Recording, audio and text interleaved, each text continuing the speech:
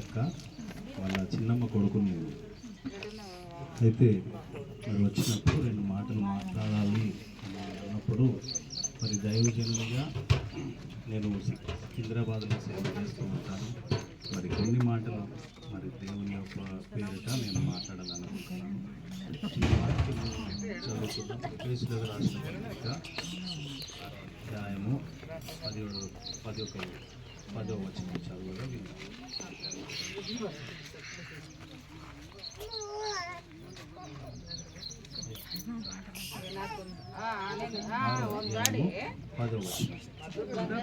తుదకు ప్రభు యొక్క మహాశక్తిని బట్టి ఆయన యందు బలవంతులయ్యుండుడి.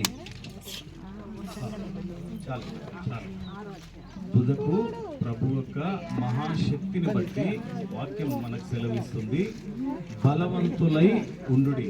నేను తల్లిగారి విషయంలో చూసినప్పుడు ఎంతమంది సాక్ష్యం చెప్పినా అక్కడక్కడ వెళ్ళి మేము జ్ఞాపకార్థము చూసినప్పుడు ఆమె విషయమై ఎంతమంది సాక్ష్యాలు చెప్తున్నారంటే నాకే ఆశ్చర్యం కలిగింది.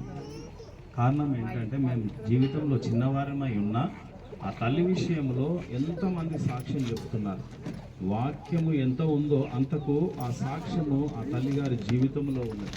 వారి పిల్లలు కానీ వారు నడిచిన యొక్క జీవితము కానీ మాకు ఎంతో ఆదరణ, మాకే ధైర్యం కలిగజేసింది. ఎందుకంటే మేము జీవితంలో అప్పుడప్పుడు వచ్చిన కష్టాలకు కానీ మా పిల్లల కుటుంబాలకు కానీ మేము నడిపిస్తున్న కుటుంబానికి కానీ సేవలో కానీ ఎన్ని కష్టాలు వస్తున్నాయో అవి ఆలోచన చేస్తే ఇక్కడికి వచ్చినాక ఈ తల్లి విషయంలో ఇంతమంది పిల్లలు ఉన్నా కూడా ఎక్కడ విశ్వాసంలో ఇంత కూడా తగ్గకుండా ఆ తల్లి చివరి వరకు తన పోరాడింది. హల్లెలూయా, హల్లెలూయా. చాలా మంది ఈ రోజుల్లో చూస్తుంటాం మేము, యేసుక్రీస్తులోనికి వచ్చిన తర్వాత కొన్ని కష్టాలు రాగానే మళ్ళీ వాళ్ళు వెనక్కి వెళ్ళిపోతారు. నీకు ఏం దొరికింది? యేసు ప్రభులోనికి వెళ్ళిన తర్వాత నీకు ఏం దొరికింది? అయ్యో నా పిల్లలు ఇంత కష్టపడుతున్నారని తల్లి కానీ తండ్రి కానీ వెనక్కి వెళ్ళిపోయే రోజులు ఇది. కానీ ఇక్కడ చూస్తే తల్లి చివరి వరకు తన విశ్వాసాన్ని కాపాడుకొని ప్రభునందు తన పోరాటాన్ని ముగించింది. హల్లెలూయా, హల్లెలూయా, హల్లెలూయా. ఆ తల్లి యొక్క జీవితము మాకు ఒక పాఠముగా మారిపోయింది. ఎన్నో సంఘాలలో మేము ప్రసంగం చేసినప్పుడు తల్లిని జ్ఞాపకం చేసుకుంటున్నాం. ఎందుకంటే మాకు ఇలాంటి వాళ్ళు ఎంతో ఒక ముందుకు వెళ్ళే మార్గదర్శకులుగా కనబడుతూ ఉన్నారు.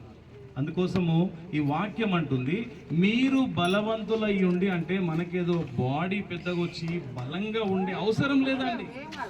ఎన్ని కష్టాలు వచ్చినా ప్రభు వాక్యం అంటది, అనేక శ్రమలు అనుభవించి మీరు పరలోక రాజ్యం చేరుదే. కానీ మనమేం ఆలోచిస్తామంటే సంతోషం కావాలి, నాకు సమాధానం కావాలి, నా కష్టాలే ఉండకూడదు, నా పిల్లలు హ్యాపీగా ఉండాలి అనుకుంటారు. కానీ ఇక్కడ చూసుకుంటే ఈ కుటుంబానికి ప్రతి ఒక్కరికి ప్రతి ఒక్క సాక్ష్యం ఉంది. ప్రతి ఒక్కరికి వారి యొక్క కొడుకులకు ఒక్కొక్క సాక్ష్యం ఉంది, కూతురులకు ఒక సాక్ష్యం ఉంది. ఆ సాక్ష్యాన్ని బట్టి ఆ తల్లి చేసిన ప్రార్థన ఈరోజు ఏం జరిగిందంటే ఆమె లక్షల కోట్లు సంపాదించకపోవచ్చు, కానీ దేవుని రాజ్యంలో తన పిల్లలను ఒక నక్షత్రంలోగా నిలబెట్టింది. హల్లెలూయా, హల్లెలూయా.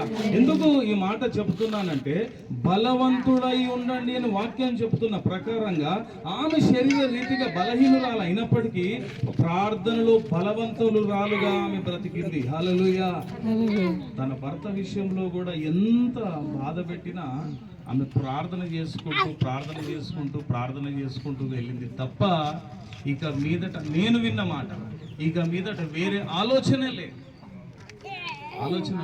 అందుకోసం దేవుని బిడ్డలారా, ఆమె గురించి నేను మాట్లాడేదంతా లేదు, కానీ ఇక్కడ వాక్యం సెలవిస్తున్న ప్రకారంగా మనము కూడా బలంగా ఉండి ప్రార్థనలో ఉన్నట్లయితే వారి పిల్లలు ఈరోజు ఇంత చక్కగా ఊరుకు మీరెక్కడ అన్నప్పుడు మేము పలానా ఊరు అని చెప్పుకోదలసిందిగా ఉన్నారు. కానీ కొందరు ఉంటారు, మీరు ఏ ఊరు అన్నప్పుడు వారు ఎంతో ఎందుకురా ఈ ఊర్లో పుట్టినవు అన్నంతగా పేరు ఉంటుంది వాళ్ళకి.